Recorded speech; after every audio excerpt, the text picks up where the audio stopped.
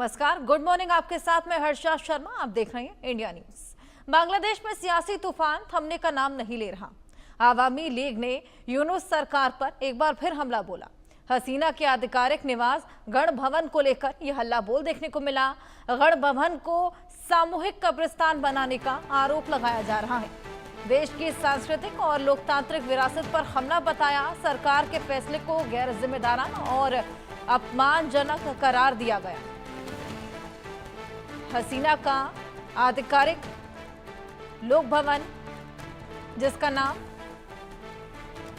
बांग्लादेश में सियासी तूफान थमने का नाम नहीं ले रहा।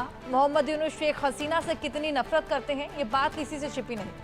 हद तो तब हो गई जब शेख हसीना के नफरत में यूनुस की सरकार अपनी विरासत को ही मिटाने जा रही है। बांग्लादेश की आवामी लीग ने अंतरिम सरकार के प्रमुख मोहम्मद यूनुस पर पूर्व प्रधानमंत्री शेख हसीना के आधिकारिक निवास गण भवन को सामूहिक कब्रिस्तान बनाने की योजना का गंभीर आरोप लगाया। पार्टी ने इसे देश की सांस्कृतिक और लोकतांत्रिक विरासत पर हमला बताया। आवामी लीग ने शेख हसीना के आधिकारिक निवास गण भवन में संरचनात्मक बदलाव करने के फैसले को लेकर यूनुस के नेतृत्व वाली अंतरिम सरकार की कड़ी आलोचना की। पार्टी ने इस फैसले को गैर जिम्मेदाराना और अपमानजनक करार दिया है। पार्टी ने इस कदम को देश की लोकतांत्रिक विरासत पर हमला बताते हुए अंतरिम प्रशासन पर अपने अधिकार क्षेत्र से बाहर जाकर काम करने का आरोप भी लगाया है। तो शेख हसीना का आधिकारिक निवास गण भवन, जिसके संरचनात्मक बदलाव करने के फैसले को लेकर मोहम्मद यूनुस के नेतृत्व वाली अंतरिम सरकार की कड़ी आलोचना की जा रही है। यह गैर जिम्मेदाराना और अपमानजनक करार दिया जा रहा है। इस कदम को देश की लोकतांत्रिक विरासत पर हमला भी बताया जा रहा है। पार्टी ने इस कदम को गैर जिम्मेदाराना, अपमानजनक बताते हुए गण भवन परिसर के अंदर तथाकथित सामूहिक कब्रिस्तान बनाने की अवैध फांसीवादी कब्जाधारी यूनुस और उनके गुट के राजनीति के प्रेरित प्रयास पर गंभीर चिंता दर्ज कराई है। आपको बताएं कि आवामी लीग ने एक बयान जारी किया और उसमें कहा कि ऐसा प्रतीत होता है कि अवैध कब्जा करने वाला समूह ये समझने में नाकाम रहा कि गण भवन शेख हसीना का निजी आवास नहीं है।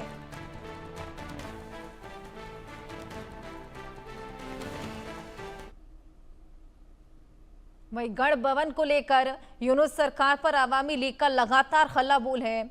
आवामी लीग ने यूनुस सरकार पर एक बार फिर हमला बोला है। हसीना के आधिकारिक निवास गण भवन को लेकर हल्ला बोल देखने को मिल रहा है। गण भवन को सामूहिक कब्रिस्तान बनाने का गंभीर आरोप लगाया है। देश की सांस्कृतिक और लोकतांत्रिक विरासत पर इसको हमला भी बताया। यूनुस और उनके गुट की राजनीति से प्रेरित प्रयास पर गंभीर चिंता जाहिर की है। गण भवन में संरचनात्मक बदलाव करने के फैसले की कड़ी आलोचना की। यूनुस सरकार के फैसले को गैर जिम्मेदाराना और अपमानजनक करार दिया। सरकार पर अपने आधिकारिक क्षेत्र से बाहर जाकर काम करने का आरोप भी लगाया गया है। शेख हसीना से नफरत में यूनुस सरकार अपनी विरासत को ही मिटाने की तैयारी में है और राष्ट्रीय विरासत और सांस्कृतिक पहचान को विकृत करने का प्रयास। गण भवन शेख हसीना का आधिकारिक निवास निजी घर नहीं है और इसी को लेकर लगातार अब इस पूरे फैसले को गैर जिम्मेदाराना, अपमानजनक करार दिया जा रहा है। पार्टी ने इस कदम को देश की लोकतांत्रिक विरासत पर हमला बताया है। अंतरिम प्रशासन पर अपने अधिकार क्षेत्र से बाहर जाकर काम करने का लगातार आरोप लग रहा है। शेख हसीना का ये निजी निवास नहीं है और अब इसी को कब्रिस्तान बनाने की तैयारी, वो भी सामूहिक कब्रिस्तान, जिसको लगातार गैर जिम्मेदाराना और अपमानजनक बताया जा रहा है। इसी को लेकर आवाज बुलंद की जा रही है। बेहतरीन वास्तुशिल्प कृतियों में से एक माना जाता है, जो बांग्लादेश की विरासत और संस्कृति का प्रतिबिंब है, जिसके बदले अब सामूहिक कब्रिस्तान लगाने की बात सामने आ रही है। चलिए इसी को लेकर और बातचीत करेंगे। हमारे साथ निपुण आलम बयान, जो कि विदेश मामलों के जानकार हैं, और हमारे सहयोगी रैनिक दत्ता जुड़ गए हैं। रैनिक, सबसे पहले मैं आपके पास आऊंगी। जिस तरीके से गण भवन को यहाँ पर सामूहिक कब्रिस्तान में तब्दील करने की बात सामने आ रही है। किस तरीके का विरोध देखने को मिल रहा है? देखिए, इस बारे में तो विरोध होगा ही, क्योंकि जो गण भवन है बांग्लादेश का, जो बांग्लादेश का एक इतिहास है, उस इतिहास को मिटाने का जो कोशिश वो देखने को मिल रहा है। क्योंकि मोहम्मद यूनिस सत्ता में आने के बाद से इस तरीके का बहुत सारे डिसीजन मोहम्मद यूनिस की तरफ से लिया गया था, जिसमें देखा गया था कि बांग्लादेश का जो इतिहास वो बदलने का जो कोशिश, बदलने का जो मांग वो देखने को मिला था मोहम्मद यूनिस की तरफ से। अगर बात किया जाए तो शेख मुजीबुर रहमान का तस्वीर नोटों से हटा देना, किताबों से शेख मुजीबुर रहमान का इतिहास मिटा देना, और उसके बाद गण भवन का इस्तेमाल करना, गण भवन को दूसरा चीज पे कन्वर्ट करने का जो प्रयास अभी देखने को मिल रहा है, इस तरीके का जो घटना लगातार सामने आ रहा है, तो इसमें बांग्लादेश का जो इतिहास उसमें ठेस पहुंचा रहा है। और इसी को देखते हुए बांग्लादेश का जो बांग्लादेशी लोग है, उनके मन में भी क्षोभ है, उनके मन में भी एक विरोध है कि जो घटना घटाया जा रहा है, बांग्लादेश का इतिहास जिस तरीके से बदला जा रहा है, वो लोग नहीं मानना चाह रहे हैं। मगर दूसरी तरफ अगर देखा जाए तो बांग्लादेश का ये जो गण भवन, इस गण भवन को अभी दूसरा रूप देने का जो कोशिश वो मोहम्मद यूनुस की तरफ से किया जा रहा है। गण भवन में गण भवन को कहा जाता था प्रधानमंत्री आवास, उस प्रधानमंत्री आवास में वो अभी प्रधानमंत्री आवास नहीं रहेगा, ऐसा मोहम्मद यूनुस के इंटरिम गवर्नमेंट की तरफ से ऐलान किया गया है। यानी फिर से एक बार बांग्लादेश का जो इतिहास उसको बदलने का जो कोशिश वो मोहम्मद यूनुस की तरफ से दिखाई दे रहा है। और इसी को सामने रखते हुए बांग्लादेश में जो विरोध वो भी देखने को मिल रहा है। बांग्लादेश का जो पॉलिटिकल पार्टीज है उनके तरफ से भी इसका विरोध किया जा रहा है। बांग्लादेश में जो सोशलिस्ट है उनके तरफ से भी विरोध किया जा रहा है, और बांग्लादेशी जो लोग हैं उनके तरफ से भी विरोध किया जा रहा है ये पूरा मामले को देखते हुए। मगर दूसरी तरफ अगर देखा जाए तो मोहम्मद यूनुस सत्ते में आने के बाद से अगर बांग्लादेश का बात किया जाए तो उसमें शेख मुजीबुर रहमान का जो स्मृति उनको हटाने का कोशिश, उसको मिटाने का कोशिश किया गया था। और मेनली एक बात में गौर करना पड़ेगा कि मोहम्मद यूनुस सत्ते में आने के बाद से ही शेख मुजीबुर रहमान हो या शेख हसीना का सरकार, इनका जो भी कार्यक्रम था वो कार्यक्रम को मिटाने का, उनका जो इतिहास उनको मिटाने का जो कोशिश वो लगातार मोहम्मद यूनुस की तरफ से या इंटरिम गवर्नमेंट की तरफ से किया गया था। तो इसमें भी बांग्लादेश का जो गण भवन है उस गण भवन को अभी दूसरी चीजों में कन्वर्ट कर देना, बांग्लादेश का गण भवन का जो इतिहास उनको मिटा देने का जो कोशिश लगातार देखने को मिल रहा है। तो इसमें बांग्लादेश में जो विरोध वो विरोध भी देखने को मिल रहा है। पॉलिटिकल पार्टीज की तरफ से, जो सोशलिस्ट है उनकी तरफ से भी विरोध जताया जा रहा है, ये पूरा मामले को सामने रखते हुए। बिल्कुल, ये लोकतांत्रिक विरासत पर भी हमला है और कहीं ना कहीं लोगों के इमोशंस के साथ भी खिलवाड़। निपुण जी, आपके पास में आऊंगी। जिस काम के लिए यूनुस को लाया गया था, जो कि बांग्लादेश की स्थिति सुधारने का काम था, उसको छोड़कर हर काम करते हुए यूनुस नजर आ रहे हैं।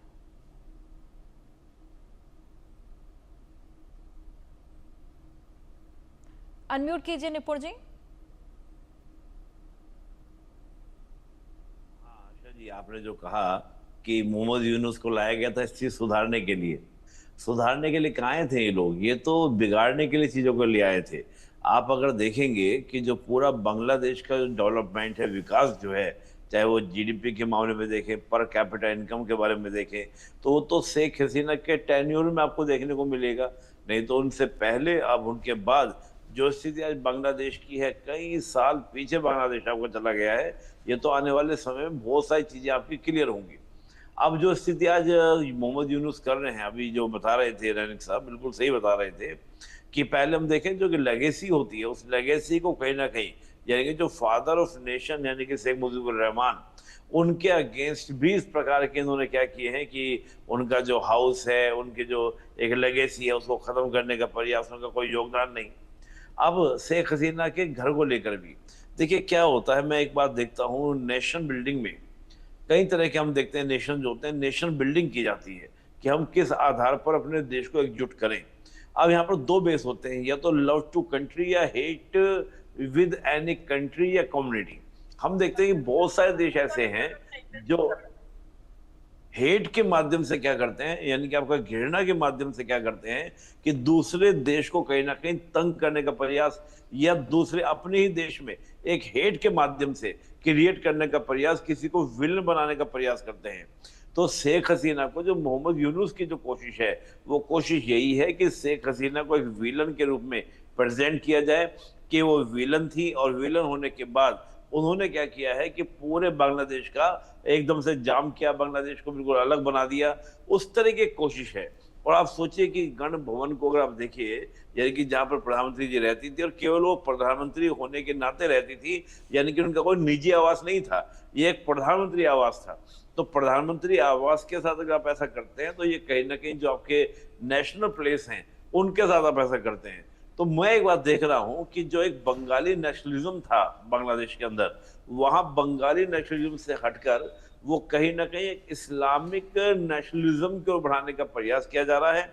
और जिन लोगों ने मोहम्मद यूनुस को पावर में लाए, यानी कि जो रेडिकल है, कट्टरपंथी हैं, उनको कहीं ना कहीं खुश करने का प्रयास किया। देखो हमने शेख हसीना को क्या किया, उसकी जो लेगेसी थी उसको भी हम समाप्त करने का प्रयास कर रहे हैं, कब्रिस्तान बना दे रहे हैं।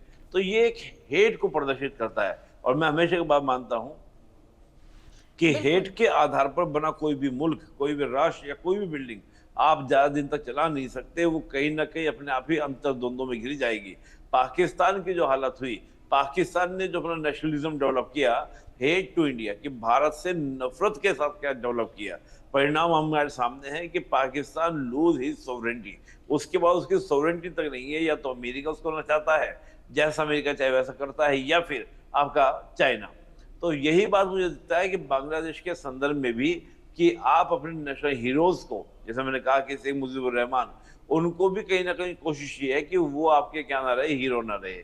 तो मुझे लगता है कि केवल उनकी नफरत जो है शेख हसीना से नहीं, बल्कि एक सेकुलर फैब्रिक से है, कि जो शेख हसीना, मुजीबुर रहमान जो सेकुलर फैब्रिक लेके चल रहे थे, उसके अगेंस्ट हमको खड़ा होना है। और कहीं ना कहीं अपने कट्टरपंथी जो है, रेडिकल्स जो हैं, उनको खुश करना, हैप्पी करना है। अब देखिए चुनाव वहां पर होंगे, चुनाव में क्या स्थिति बनती है, कौन पार्टी पावर में आती है, ये बहुत कुछ क्या करेगा, तय करेगा।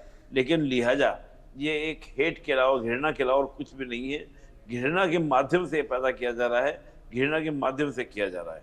जी अर्षद। बिल्कुल बिल्कुल निपुण जी, जैसे अभी चुनाव भी आने वाले हैं बांग्लादेश में, उनको भी टालने की हर कोशिश यूनुस करते हुए नजर आए थे, लेकिन चुनावों से पहले ये कदम उठाना, क्या ये उनकी छवि को, हालांकि उनकी धूमिल तो छवि पहले से ही है, क्या और ज्यादा नुकसान नहीं पहुंचाएगा? नहीं देखिए हर्षद जी, क्या छवि तो, अब आप सोचिए कि जो मोहम्मद यूनुस है, कोई चुनाव के माध्यम से तो पावर में आए नहीं है। उनको जो पावर में लाया गया वो इन रेडिकल्स के द्वारा लाया गया, जो ये समझते हैं कि यूनुस अगर पावर में आएंगे तो वो हमारे इशारों पर या हमारी कठपुतली की तरह वो रहेंगे। तो यूनुस की जो इमेज है वो यही इमेज है कि यूनुस जो है, या तो वो अमेरिका के द्वारा, यानी कि जो बाहरी शक्तियां हैं उनके इंटरेस्ट को पूरा करने के लिए वहां बिठाए गए हैं, या फिर जो वहां पर रेडिकल प्रभावशाली लोग हैं उनके द्वारा यूनुस को बनाया गया। ये इमेज यूनुस की है ऑलरेडी, चाहे वो अवामी लीग के हम समर्थकों की बात करें या बीएनपी के जो समर्थक हैं उनकी भी हम बात करें, दोनों में ये बात आपको देखने को मिलेगी। वो मानते हैं कि Yunus is a puppet, puppet चाहे वो रेडिकल्स में किसी की हो। और मुझे लगता है कि यूनुस इस चीज की परवाह कर रहे हैं कि मेरी इमेज क्या होगी, क्या नहीं होगी। हाँ, कुछ जो हम देखते हैं कि जो आंदोलनकारी थे, जो अपने आपको सो कॉल्ड कह रहे हम कि हम लोग मूवमेंट करने वाले हैं, आंदोलन करने वाले हैं, उस तरह के जो लोग हैं उनको पर्सन करते हुए आपको यूनुस दिखाई देंगे। और उनका जो भविष्य है उन्हीं रेडिकल लोगों के, उन्हीं आंदोलनकारियों के ही नेचर पर या उनके स्वभाव पर या उनकी जो सोच है यूनुस के ऊपर, उस पर क्या करेगा, डिपेंड करेगा। मुझे आप ये बताइए, कोई देश अगर जीडीपी में, पर कैपिटा इनकम में पाकिस्तान जैसे देश को पीछे छोड़ चुका हो, बहुत सारे मानकों में हमको टक्कर दे रहा हो, वो देश आज दोबारा से फिर गरीबी की ओर बढ़ रहा है, जीडीपी उसकी क्लोज हो गई है, काफी डाउन हो गई है, उसकी पर कैपिटा इनकम कम हो गई है, तो क्या आम जनता ऐसे इस तानाशाह व्यक्ति को पसंद करेगी? मैं तो नहीं मान सकता पसंद करेगी। जनता तो देखेगी ना भाई, किसके कैन्योर में, किसके समय में हमारी तरक्की हो रही थी, जीडीपी बढ़ रही थी, पर कैपिटा इनकम बढ़ रही थी। तो मैं नहीं मानता कि यूनुस की कोई इमेज बहुत अच्छी इमेज है। कट्टरपंथियों में इमेज लेके घूम रहे हैं वो बात अलग है, और मुझे लगता है सारे एक्शन इनके वही हैं कि जो कट्टरपंथी इससे खुश हों। तो देखना ये होगा कि अभी जो चुनाव होंगे, हालांकि आपने सही कहा कि चुनाव को टालने की हर कोशिश पहले भी की गई, अब भी करने की कोशिश है। नहीं तो शुरुआत में जब आए थे कि कुछ एक महीने की बात है, हम चुनाव कराएंगे और वहां पर क्या दोबारा सरकार की बहाली कराएंगे। लेकिन ये विडंबना रही है, जहां जहां दुनिया में ऐसे तख्तापलट या इस प्रकार की चीजें हुई हैं, वहां पर बहुत जल्दी आपको स्थायित्व या पीस देखने को नहीं मिलता है। हमारे लिए भी सबसे बड़ी चुनौती की बात यही है कि शेख हसीना जैसे हमारे यहाँ पर हैं, हमने उनको सिक्योरिटी दी हुई है, अपने यहाँ शरण दी हुई है, हम देखते हैं कि बांग्लादेश में अगर शेख हसीना कमजोर होती हैं तो बिल्कुल। कहीं ना कहीं इससे भारत के संबंध बांग्लादेश से खराब होने की संभावना ज्यादा बनती है। जी अर्चना जी। बिल्कुल निपुण जी, तमाम पंचायत पाले यूनुस यहाँ पर अब सामूहिक कब्रिस्तान बनाने की तैयारी में है। हालांकि अब देखना होगा और कितनी नफरत उनके खिलाफ उमड़ती हुई नजर आ रही है और चुनावों में किस तरीके से उनको जवाब दिया जाता है। बहुत शुक्रिया आपका अपने इनसाइट्स हमारे साथ शेयर करने के लिए। ये महीना पाकिस्तान में मुनीर और सेना के लिए बहुत भारी साबित हो रहा है, क्योंकि इस महीने बीएलए के हमले काफी तेज देखे गए हैं। 28 जुलाई को बलूच लिबरेशन आर्मी ने 3 पाकिस्तानी एजेंट